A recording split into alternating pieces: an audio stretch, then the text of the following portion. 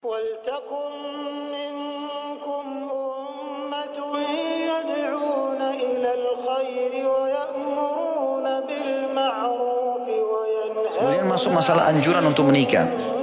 Seperti yang telah diketahui bahwa agama kita banyak memberikan anjuran untuk menikah.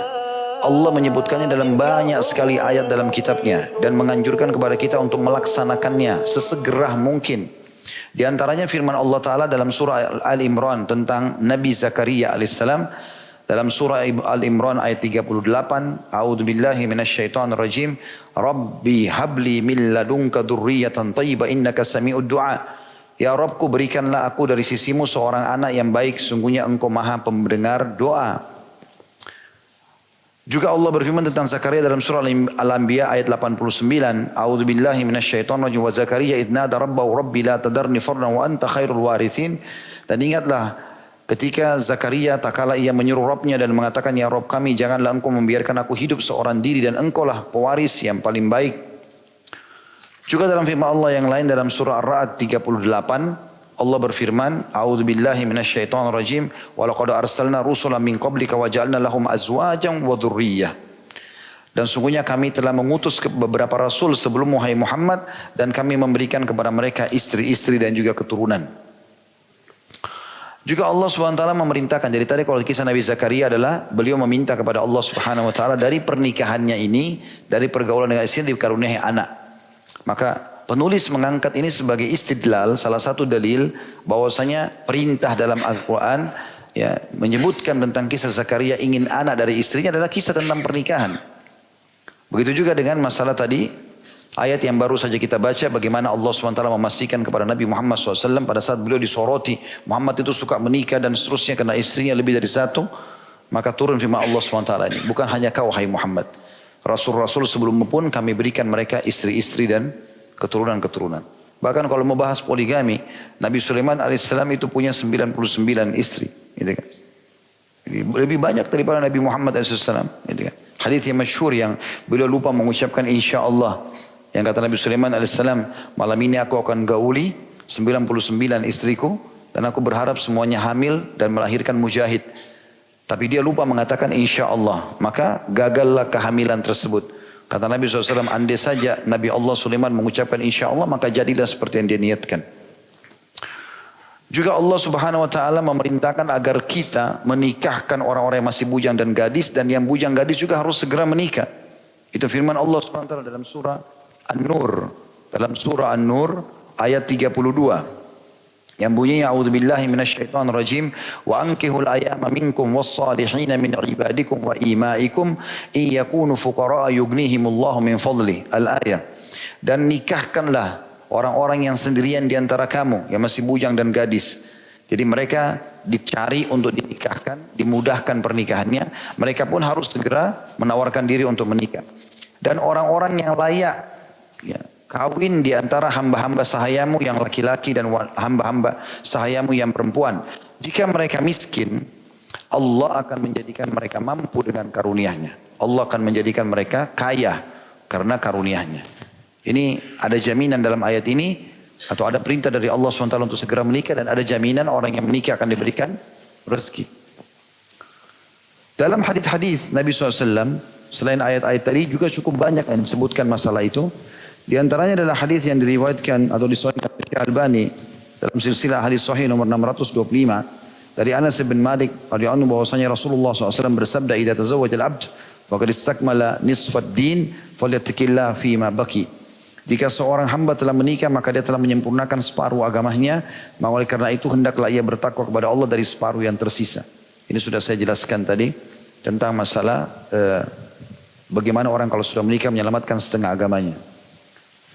Juga Nabi SAW memotivasi orang menikah, tapi dengan bahasa yang menyentuh dari sisi yang lain, adalah sabda beliau yang masyhur diriwayatkan oleh Tirmidzi nomor 244 dan hadis ini hasan.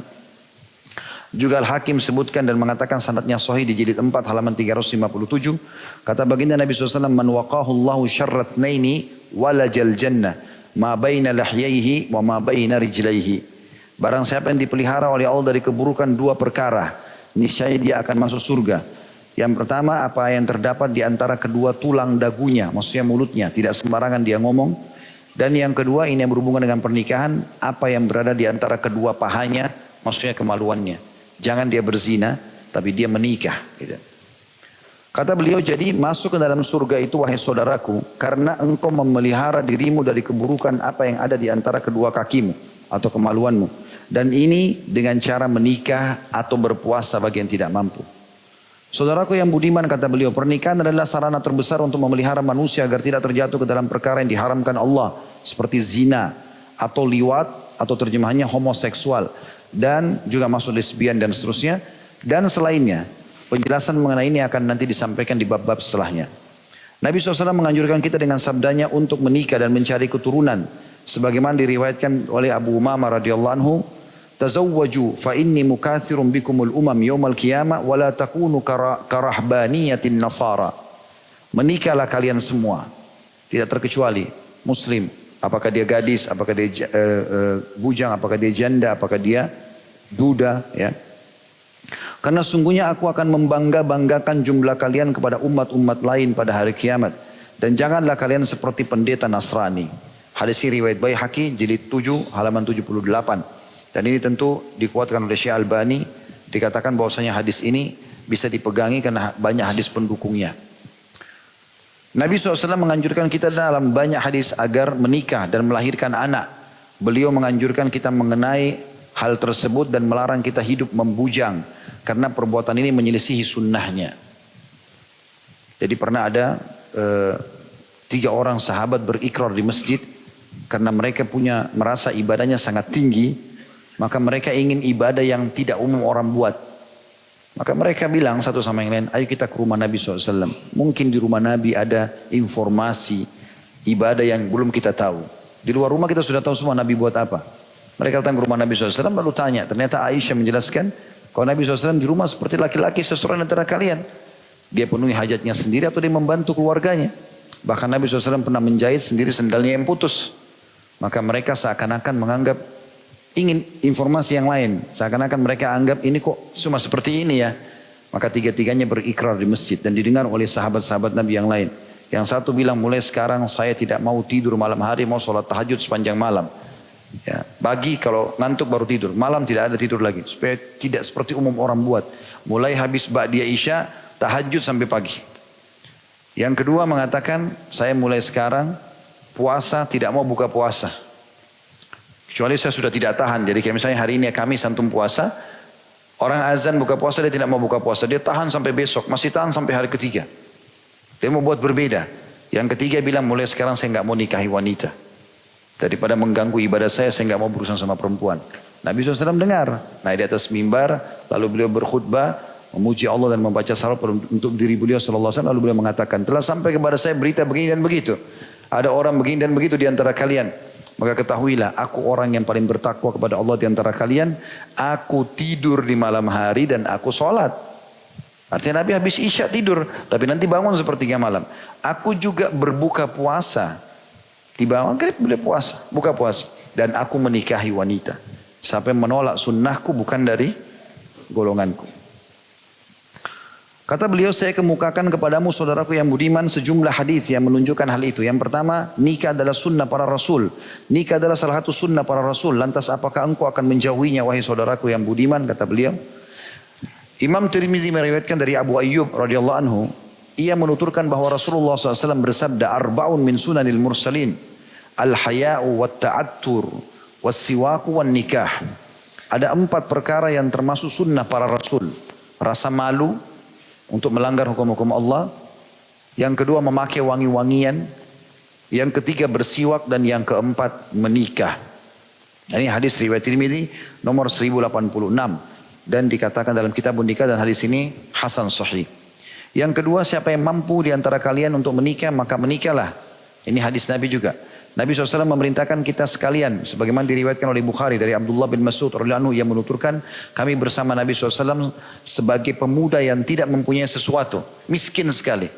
Kami sangat miskin, kata Abdullah bin Mas'ud. Lalu beliau bersabda kepada kami dalam kondisi sahabat-sahabat yang sedang dihadapi miskin semua. Ya ma'syarasy syabab, Hai sekalian anak muda, man istata' minkumul ba'a falyatazawwaj. Barang siapa dan kalian yang mampu menikah maka menikahlah. Sebagian ulama menerjemahkan makna ba'ah bagi laki-laki mampu melakukan biologis dengan istrinya, kemudian dia juga siap untuk memberikan nafkah harian buat istrinya. Karena kewajiban kita setiap hari memberikan makan, minum, pakaian, tempat tinggal, transportasi semampu kita. Besok kita meninggal sudah gugur kewajiban. Berarti hanya itu saja. Satu hari itu kita mampu bawa satu bungkus nasi uduk, ya makan berdua sama istri. Kita bisa tinggal di gubuk dari kayu, ya sudah dari itu yang kita tinggal sama istri. Seperti itulah. Karena menikah itu lebih dapat menahan pandangan dari yang haram dan lebih memelihara kesucian kemaluan. Dan barang siapa yang tidak mampu, maka hendaklah ia berpuasa karena puasa dapat menekan syahwatnya atau sebagai tameng. Hadis ini riwayat Bukhari nomor 5066 dalam Kitabun Nikah dan juga Muslim 1402 dalam Kitabun Nikah, Tirmidzi juga dalam Kitabun Nikah nomor 1087. Ada di bagian bawah pensyarah kitab Tuhfatul Ahfadhi, bukunya Ibnu Qayyim, berkata al-ba'u dalam hadis asalnya dari bahasa Arab berarti jima, yang diambil dari kata al-maba'ah yang berarti tempat tinggal juga. Mampu dalam hadis ini memiliki dua makna, mampu berjima dan mampu memikul beban nikah, tadi memberikan nafkah itu. Tapi yang harian sesuai dengan kemampuan kita. Demikian maksud dalam hadis tersebut. Sebenarnya dikatakan oleh Ibnu Taimiyah rahimahullah di halaman 12 dalam kitab Tuhfatul Ahwadhi. Kemudian para ulama juga berkata, adapun orang yang tidak mampu berjima, maka ia tidaklah butuh berpuasa. Jika demikian, maka makna keduanya lebih sahih. Maksudnya adalah berpuasa itu kalau dia betul-betul punya syahwat yang besar, kemudian dia tidak tahan lagi, dia boleh berpuasa untuk meredam syahwatnya. Tapi kalau dia tidak terikut dengan hawa syahwatnya, maka tidak butuh juga dia berpuasa sunnah. Nanti dalam masalah hadis ini saja ya, walaupun ibadah sunnah dianjurkan atau puasa sunnah dianjurkan. Yang ketiga, hadis Nabi SAW tentang orang yang menikah dengan niat menjaga kesucian dirinya, maka Allah pasti menolongnya dan memberinya rezeki. Kata beliau, saudaraku yang budiman, jika engkau ingin menikah, maka ketahuilah bahwa Allah akan menolongmu atas perkara itu. At-Tirmidzi meriwayatkan dari Abu Hurairah radhiyallahu anhu bahwasanya Rasulullah SAW bersabda, "Thalathatun haqqun 'alallahi aunuhum, al-muqatabul ladzi yuridul ada, wan nakihul ladzi yuridul afaf, wal mujahidu fi sabilillah." Sudah masuk waktu? Ada 3 orang yang pasti akan ditolong oleh Allah. Artinya diberikan rezeki dan penuhi kebutuhannya. Yang pertama, seorang budak yang ingin menebus dirinya dengan menyicil kepada tuannya, namanya mukatab. Jadi kalau sekarang zaman ini tidak ada. Kalau zaman dulu ada budak, kalau kita beli di pasar berbudakan, kita bisa dia bisa menebus dirinya. Misal dia katakan pada tuannya, saya mau bebas, bagaimana caranya? Tuannya bilang, kau bayar 10 juta. Majikannya bilang, kau cicil, bayar 10 juta. Dia bilang, saya bisa tapi cicil sebulan 1 juta. Jadi 10 bulan lunas gitu. Makanya namanya mukatab. Seperti kasus Salman Al-Farisi radhiyallahu anhu, beliau pernah menjadi budak atau hamba saya di tangan seorang Yahudi, dan dia minta ditebus, ya Salman menebus untuk menjadi mukatab dengan 1000 pohon kurma. Kemudian yang kedua, orang yang pasti Allah tolong adalah orang yang menikah karena ingin memelihara kesucian kemaluannya, tidak berzina. Dan yang ketiga adalah mujahid di jalan Allah subhanahu wa ta'ala. Kita baca poin keempat baru azan insyaAllah. Yang keempat, menikahi wanita yang berbelas kasih dan subur atau banyak anak adalah kebanggaan bagimu pada hari kiamat. Kata beliau, saudaraku yang budiman, jika kamu hendak menikah, carilah dari keluarga yang wanita-wanitanya dikenal subur atau banyak anak dan berbelas kasih kepada suaminya. Maksudnya lembut, ramah. Karena Nabi SAW membanggakanmu mengenai hal itu pada hari kiamat. Berdasarkan diriwayatkan oleh Abu Dawud dari Ma'qil bin Yasar radhiyallahu anhu, yang menuturkan seseorang datang kepada Nabi SAW mengatakan, aku mendapatkan seorang wanita, dalam riwayat lain disebutkan memiliki kedudukan dan kecantikan. Orang ini kaya dan cantik, tapi ia tidak dapat mempunyai anak atau mandul. Apakah aku boleh menikahinya? Kata orang itu kepada Nabi SAW. Maka beliau SAW menjawab, tidak. Kemudian dia datang kepada beliau untuk kedua kalinya, tapi beliau melarangnya. Kemudian dia datang kepada beliau yang ketiga kalinya, maka beliau melarangnya. Lalu beliau berkata, nikahilah wanita yang berbelas kasih lagi banyak anak, karena aku akan membanggakan jumlah kalian pada hari kiamat. Hadis ini sahih diriwayatkan Abu Daud nomor 2050. Dan tentu ini cara melihat wanita itu berbelas kasih atau tidak adalah dengan cara melihat umumnya sifat keluarga. Kalau seseorang ingin menikah dengan orang lain, kalau dia mau tahu bagaimana nanti keturunannya, maka cukup dia melihat jalur ayahnya saja. Jadi misalnya jalur ayah saya dan jalur ayah istri saya, itu nanti akan menurunkan fisik, paras wajah, rambut, warna kulit, postur tubuh kepada anak-anak. Sementara jalur ibu saya dan jalur ibu istri saya itu akan menurunkan karakter atau sifat secara umum global. Kalau misalnya keluarga itu kelihatannya banyak keturunannya, orangnya baik-baik, ya sudah cukup jadi patokan. Walaupun ada 1-2 keluarganya yang tidak baik. Dan ini sudah pernah saya jelaskan di salah satu tema di YouTube tentang masalah konsep ta'aruf Islami. Jadi cara ta'aruf dalam Islam itu melalui 4 hal saja, dan hari itu juga Anda sudah bisa menentukan calon pasangan. Yaitu yang pertama, melihat apa yang dibolehkan secara syar'i, tepatnya wajah dan telapak tangan. Kemudian bagi wanita tentunya, dan wanita juga boleh melihat wajah dan telapak tangan pria, tapi yang ditekankan adalah pria kepada wanita. Yang kedua, melihat keluarganya. Tadi saya bilang, dari keluarga ayah itu akan menurunkan nanti kepada keturunan kita fisik, paras wajah, warna kulit, rambut dan seterusnya. Dan dari jalur ibu akan keluar sifat-sifat atau karakter. Yang ketiga, kenali lingkungannya. Kita boleh pada saat ta'aruf awal atau berkenalan pertama, tanpa ada pelanggaran agama tentunya, menanyakan kegiatan dia, apa yang dia lakukan. Misal, kalau lagi weekend, Sabtu Ahad, biasanya Anda ini buat apa saja? Oh, saya biasa ke diskotik, saya biasa ke bar. Ya sudah tahu orang. Oh, saya kalau hari Sabtu Minggu ada pengajian dekat rumah saya hadir. Ada orang tua saya yang sudah tua, saya bakti. Anda sudah bisa menilainya. Setelah 3 poin ini, hari yang sama, cukup yang keempat istikharah. Selebihnya tawakal kepada Allah Subhanahu wa ta'ala. Ya, seperti itulah yang dilakukan oleh para sahabat ridwanullahi alaihim. Kemudian yang kelima kita tutup dengan poin ini tentunya. Dia kurang lebih ada 12 poin ya. Dalam hadis-hadis ini. Kita akan insya Allah jelaskan sampai di poin ke-6. Poin kelima adalah persetubuhan salah seorang dari kalian yang halal adalah sedekah atau pahala yang besar. Jadi setiap kali berhubungan biologis sudah mendapatkan kenikmatan dunia dan juga mendapatkan pahala yang besar. Kata penulis, saudaraku semuslim, aktivitas seksualmu dengan istrimu yang halal guna mendapatkan keturunan atau untuk memelihara dirimu atau diri istrimu, maka engkau mendapatkan pahala. Berdasarkan hadis yang diriwayatkan oleh Muslim dari Abi Dzar radhiyallahu anhu, bahwa sejumlah sahabat Nabi SAW berkata kepada beliau, wahai Rasulullah, orang-orang kaya telah mendapatkan banyak pahala, mengalahkan kami. Mereka melaksanakan solat sebagaimana kami solat, mereka berpuasa sebagaimana kami puasa, dan mereka dapat bersedekah dengan kelebihan harta mereka, yang kami tidak bisa lakukan itu. Maka Nabi SAW bersabda, bukankah Allah telah menjadikan untuk kalian apa yang dapat kalian sedekahkan selain harta? Setiap tasbih yang diucapkan, subhanallah, dihitung sedekah. Setiap takbir, Allahu Akbar adalah sedekah. Setiap tahmid, alhamdulillah adalah sedekah. Setiap tahlil, la ilaha illallah adalah sedekah. Menyeru kepada ma'ruf yang benar dan baik, perintah agama, maka sedekah. Mencegah dari mungkar, pelanggaran-pelanggaran agama adalah sedekah. Dan persetubuhan salah seorang dari kalian dengan istrinya atau pasangan halalnya adalah sedekah. Maka para sahabat bertanya, wahai Rasulullah, apakah salah seorang dari kami melampiaskan syahwatnya akan mendapatkan pahala? Maka beliau bersabda, bagaimana pendapat kalian seandainya dia melampiaskan syahwatnya kepada yang haram, zina? Apakah dia mendapatkan dosa? Maka demikian pula jika ia melampiaskannya kepada yang halal, maka dia mendapatkan pahala. Hadis ini riwayat Muslim nomor 1006. Imam Nawawi rahimahullah berkata, sabda Nabi SAW, persetubuhan salah seorang dari kalian adalah sedekah, dimutlakkan atas jima. Ini adalah sebagai dalil bahwa perkara-perkara mubah akan menjadi ketaatan dengan niat yang benar.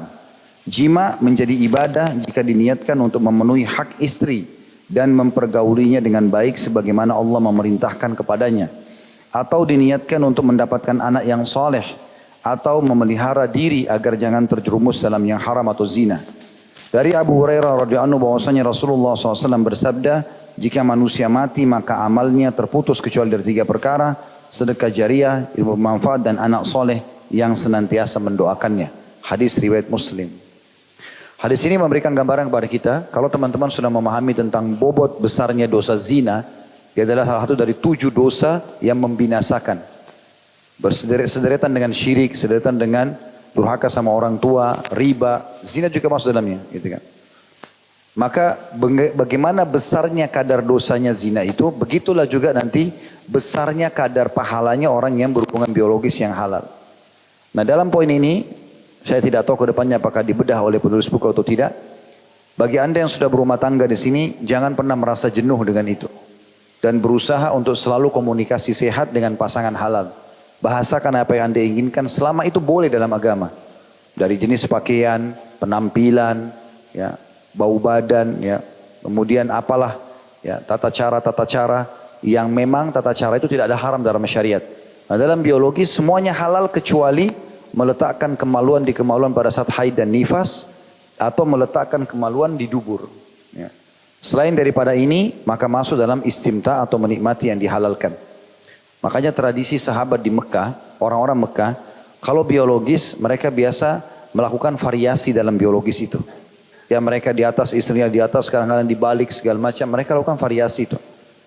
Masyarakat Madinah tidak terbiasa, wanitanya hanya tidur di bawah, suaminya di atas. Mereka tidak mengenal variasi-variasi itu. Maka waktu sahabat-sahabat hijrah dari Mekah ke Madinah, ada di antara mereka yang menikah dengan wanita Madinah.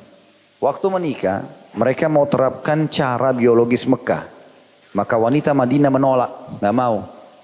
Nah, tidak terjadi biologis. Dan ini menjadi masalah dalam rumah tangga tersebut. Sampai didengar oleh Nabi SAW. Waktu itu didengar oleh Nabi SAW, turun ayat Al-Quran khusus bicara masalah itu.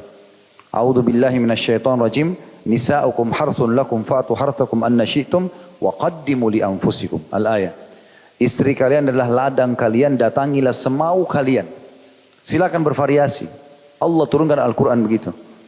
Ya, dan dahulukan diri kalian. Apa yang kalian inginkan lakukan. Maka sudah semestinya kata ulama, bagi suami istri menutup semua pintu syaitan dalam masalah ini.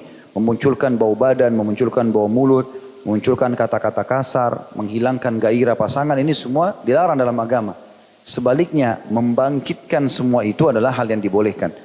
Ada sebuah asar yang disebutkan oleh sebagian ulama, kata Nabi SAW, istri ahli surga, istri yang justru bisa membangkitkan syahwat suaminya. Kalau dalam hadis sahih, Nabi SAW mengatakan, sebaik istri atau istri ahli surga adalah istri yang kalau kau lihat kepadanya, kau akan senang. Makna senang, senyumnya, penampilannya, ya, bajunya, bau badannya, segala macam, masakannya, apalah tutur katanya, semuanya menyenangkan. Dan kalau kau perintahkan, dia mendengar. Ya. Jadi dalam masalah ini harusnya ada kiat-kiat yang dilakukan gitu kan. Saya pernah mengadakan pelatihan manajemen rumah tangga Islami. Saya bagi menjadi 10 materi manajemen rumah tangga Islami 1 sampai 10. Manajemen rumah tangga Islami 1 dan 2 itu umumnya membaca masalah membahas seperti ini. Definisi nikah lah, hak dan kewajiban dan seterusnya. Manajemen rumah tangga Islami 1, manajemen rumah tangga Islami 2 saya membahas tentang hak anak, nama-nama yang baik, akikah, tahnik dan seterusnya. Kemudian juga saya membahas tentang masalah bakti sama orang tua dan hak kerabat. Di manajemen rumah tangga Islami 3 sampai 10, 7 kali, 7 tema itu semuanya judulnya kiat-kiat mempertahankan rumah tangga. Di antaranya adalah menikmati dan memperindah biologis itu. Karena Allah halalkan. Bahkan Nabi SAW melakukannya dengan sangat baik. Dan Aisyah sering ditanya radhiyallahu anha tentang bagaimana biologis Nabi SAW. Dan beliau rincikan semuanya. Itu juga sudah saya bedah di buku khusus masalah rumah tangga mirip ini, judulnya Mahkota Pengantin. Dan mudah-mudahan nanti insya Allah di buku ini pun ada penjelasan masalah itu. Dan ini bukan aib untuk dibahas. Bahkan Nabi SAW kadang-kadang di depan sahabat bertanya. Di antaranya beliau menegur para sahabat yang menceritakan kelebihan pasangannya. Beliau mengatakan, sesungguhnya orang yang paling buruk kedudukannya di sisi Allah pada hari kiamat adalah orang yang atau seorang suami yang telah menggauli istrinya. Kemudian istri telah menggauli atau mendatangi suaminya, lalu keduanya menyebarkan perbuatan itu. Lalu Nabi SAW juga bilang, mungkin seseorang di antara kalian mengucapkan itu. Misal seorang suami mendapatkan istri yang sangat memuaskan dia. Bau badan lah, senyumannya lah, pelayanannya lah, segala macam termasuk biologisnya. Lalu kemudian dia cerita sama teman-temannya laki-laki yang lain. Oh, istri saya itu begini dan begitu. Kata Nabi SAW, mungkin seseorang dari kalian mengucapkan itu. Kelebihan pasangannya. Atau seorang perempuan begitu juga. Suaminya sangat memuaskan. Lalu dia cerita-cerita tentang suaminya begini, suaminya di depan teman-temannya. Maka kata Asma binti Yazid radhiyallahu anha, betul ya Rasulullah. Laki-laki melakukan dan perempuan melakukan itu di Madinah. Kata Nabi SAW, jangan kalian lakukan itu. Karena seperti perumpamaan orang seperti itu yang menceritakan kehebatan pasangannya dalam biologis. Seperti syaitan laki-laki ketemu dengan syaitan perempuan di jalan. Lalu kemudian mereka biologis. Ya, sementara semua orang melihatnya. Jadi sering kali Nabi SAW luruskan itu. Kesalahan-kesalahan. Gitu kan. Pernah ayat Al-Quran turun khusus menegur sahabat yang tidak mau lagi menggauli istrinya karena dianggap istrinya sudah tua. Lalu dia mengatakan, kau sudah seperti ibuku. Kalimat ini tidak boleh ini, ya. Namanya zihar dalam hukum zihar. Ini dia harus bayar kafarah si laki-laki karena istrinya bukan ibunya, gitu kan. Tapi seperti itulah hukum-hukum syar'i dan kita tahu ada surah An-Nisa, ada surah At-Talaq yang menjelaskan banyak yang berhubungan dengan masalah-masalah rumah tangga dan interaksi suami istri ini. Intinya teman-teman sekalian, syaitan seringkali menghiasi kalau kita mau berzina. Mungkin orang yang kita temani itu orang yang jelek, orang yang akhlaknya buruk, naudzubillah pelacur-pelacur atau laki-laki yang tidak benar, tapi syaitan membangkitkan syahwat kita sama mereka. Sementara pasangan kita yang sudah halal, di rumah, udah bersih, mungkin di pandangan orang sangat cantik atau sangat gagah, tapi syaitan mengelabui kita dengan cara menutupi itu. Makanya seringnya melakukan aktivitas biologis dengan pasangan ini akan menepis semua was-was syaitan itu. Mirip dengan kalau antum biasakan sholat malam, maka godaan syaitan akan menipis di situ. Dia nggak bisa lagi goda kita. Yang dia bisa goda orang yang jarang sholat malam. Sehingga tetap malas seperti itulah. Karena sudah menjadi sebuah kebiasaan. Maka harus hati-hati teman-teman sekalian. Hidupkan suasana ini. Sampai Abdullah bin Umar radhiyallahu anhu, bagi yang sudah menikah perlu memahami riwayat ini. Beliau saking rutinnya melakukan biologis halal sama pasangannya. Sampai-sampai kalau beliau berbuka puasa, beliau habis makan kurma 3 butir, minum air putih, sholat maghrib, balik langsung biologis dengan istrinya. Untuk mengambil pahala yang besar dari biologis halal ini karena dia seimbang dengan dosa zina yang haram. Yang keenam, maaf, dalam tadi saya perlu tekankan juga dalam pelatihan yang saya sampaikan itu, saya mengadakan pelatihan dan ternyata banyak sekali ikhwat dan akhwat yang ikut pelatihan itu dalam rumah tangga. Kami nginap misalnya di luar kota, Jumat sampai Ahad. Kemudian nanti ada pelatihan-pelatihan di situ. Saya coba buat pelatihan, bagaimana saya ingin tahu apakah memang sudah diterapkan atau tidak dalam rumah tangga. Ternyata hampir mayoritasnya tidak pernah lakukan itu. Saya siapkan meja di hotel itu. Kemudian di situ di atas meja ada saya tulis tulisan kata-kata untuk mengucapkan sayang, mengucapkan rindu, mengucapkan cinta. Mengajak biologis dengan bahasa jelas pada pasangan, menggodahnya atau merayunya dengan bahasa-bahasa yang tidak ada haramnya, itu ternyata nggak diucapkan oleh banyak ikhwat dan akhwat. Mereka tidak pernah ucapkan pada pasangannya. Sudah 10 tahun berumah tangga. Saya tempelkan kertas di meja, saya wajibkan dalam pelatihan untuk mengucapkan dan sambil melihat pasangannya. Ada orang subhanallah menikah sekian lama tidak pernah menikmati muka pasangannya. Pasangannya ngobrol, dia lihat tembok. Lalu apa gunanya istrinya atau suaminya di sebelah, gitu kan? Syaitan mengelabui dia. Atau pada saat dia biologis, dia mengkhayalkan orang lain karena banyak tontonan yang ada. Maka pasangannya yang sudah berusaha memberikan yang terbaik, ini semua tertepis dengan waswas syaitan. Ini semua tentu hal-hal yang perlu diperbaiki. Insya Allah mungkin kedepannya kita akan lebih banyak bahas singgungan masalah ini. Tapi ini poin kelima tentang masalah besarnya pahala persetubuhan tersebut. Yang terakhir yang keenam, menikah dapat mengembalikan semangat kepemudaan. Dikatakan oleh penulis, nikah dapat mengembalikan kekuatan dan kepemudaan badan. Karena ketika jiwa merasa tentram, tubuh juga menjadi giat. Ini adalah seorang sahabat, kata beliau. Cerita seorang sahabat yang menjelaskan hal itu kepada kita. Di mana diriwayatkan oleh Bukhari dari Alqamah radhiyallahu anhu, ia menuturkan, aku bersama Abdullah bin Mas'ud. Lalu Uthman bertemu dengannya di Mina, maka ia mengatakan, wahai Abu Abdurrahman, maksudnya Alqamah berkata kepada Abdullah bin Mas'ud, sesungguhnya aku mempunyai hajat kepadamu. Kemudian keduanya bercakap-cakap, tapi agak jauh dari Alqamah. Uthman bertanya kepadanya, wahai Abu Abdurrahman, wahai Abdullah bin Mas'ud, maukah aku nikahkan engkau dengan seorang gadis yang akan mengingatkan kau pada yang dahulu pernah engkau alami? Maksudnya kau pernah berumah tangga dulu. Ketika Abdullah merasa dirinya tidak membutuhkan, maka dia mengisyaratkan kepadaku, seraya berkata, wahai Alqamah, sesungguhnya aku menolaknya, tapi aku, maksudnya perempuan ini, tapi bukan aku menolak pernikahan.